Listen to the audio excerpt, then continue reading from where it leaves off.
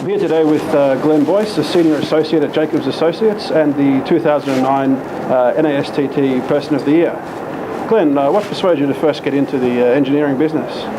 I was just interested in engineering. It started out as thinking I was going to get into architecture, and eventually got into structural engineering, and then realized that I liked free-form calculations and geotech, and therefore got more into geotech, and then that led to tunneling, and then tunneling led to trenchless.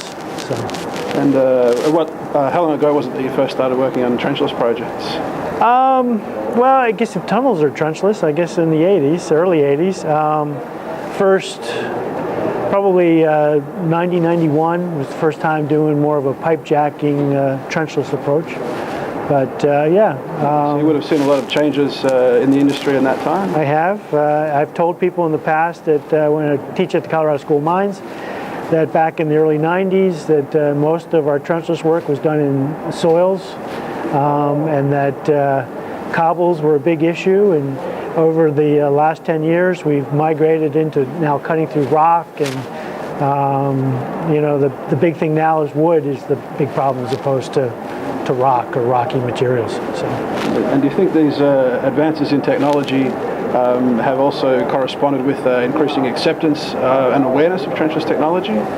Yeah, you know, I think trenchless has always been based on crossings, typically been used in crossings, and the evolution of trenchless is now allowing it to be used in more applications, longer drives. Now we're into streets and traffic disruption, social cost impacts.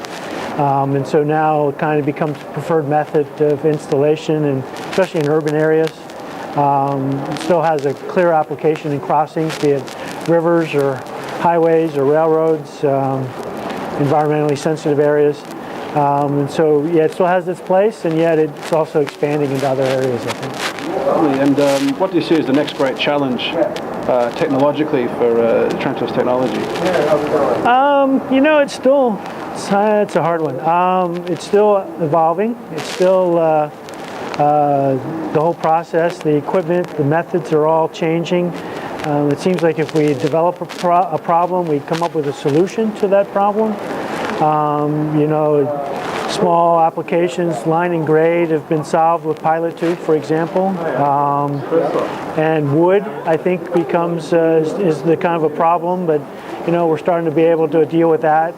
So I think when problems come up, I think we come up with solutions, and it's just the evolution of the process. Certainly. Glenn Boyce, thanks very much for your time today. Congratulations on your award. Oh, very good. Thank you. Thanks very much. Okay, thanks.